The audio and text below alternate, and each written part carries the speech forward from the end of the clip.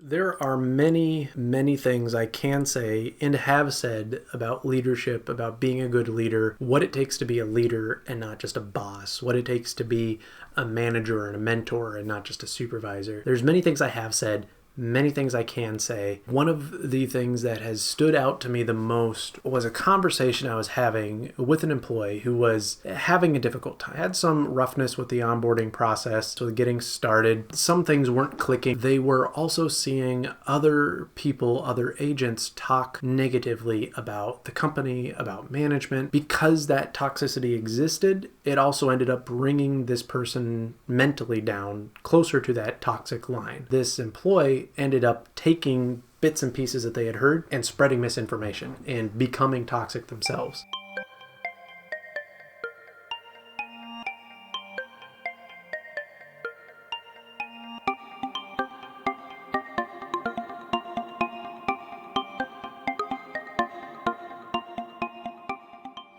And I pulled them into a room and I said, "You are becoming a toxic employee." I did not sugarcoat. When you take something at face value and you communicate it to the rest of your team as fact, I then have to come in and it takes me time, my time, to undo what you said and to refocus everyone. It had been a rumor going around and I had shot it down 3 or 4 times. And then I saw it come up again. And I said, "I don't know how many times I have to explain this to you. This is not the reality. You need to stop saying it."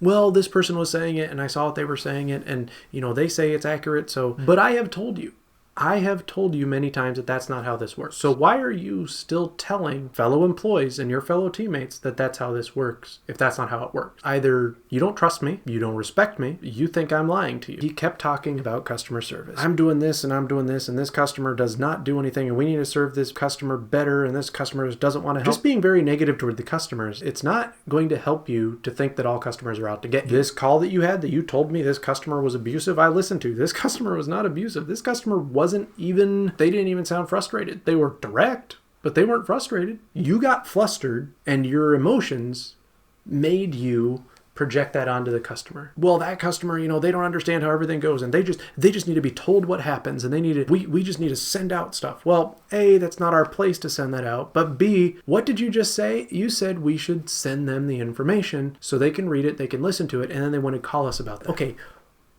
Who is your customer? "Well, my customers are people who call in, blah, blah, blah." "Okay, who is my customer?" "Well, we have the same customer." "No, that's the company's customer. That's your customer because you're our front line. My customer is you.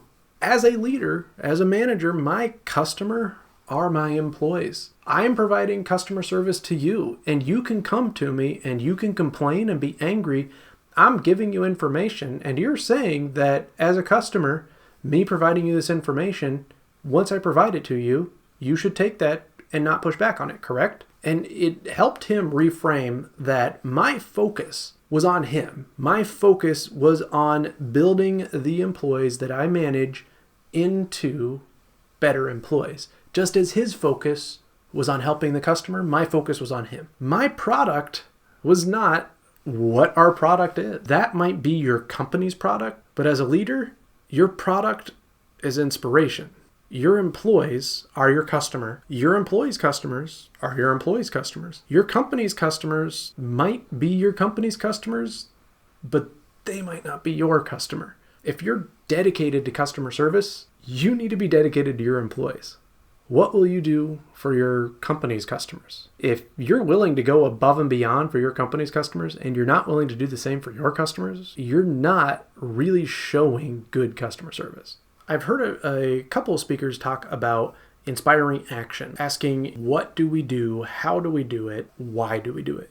And as a leader, if our product is our employee, if our product is that knowledge, as a leader, my product has always been knowledge, the knowledge that I'm providing to the employees. There's a lot of other stuff I do, yes, but to my employees are my customer. My product that I'm giving them is knowledge and experience. My product that I'm giving to you is my knowledge and experience and my perspectives. By reframing what your product is and who your employees are as a leader, you then better know what your product is. You know what your product is, you know what you're doing, how you do it through mentorship, leadership, communications, and then why. Why are you doing it? Are you doing it to impress your stakeholders? Are you doing it to impress your stockholders?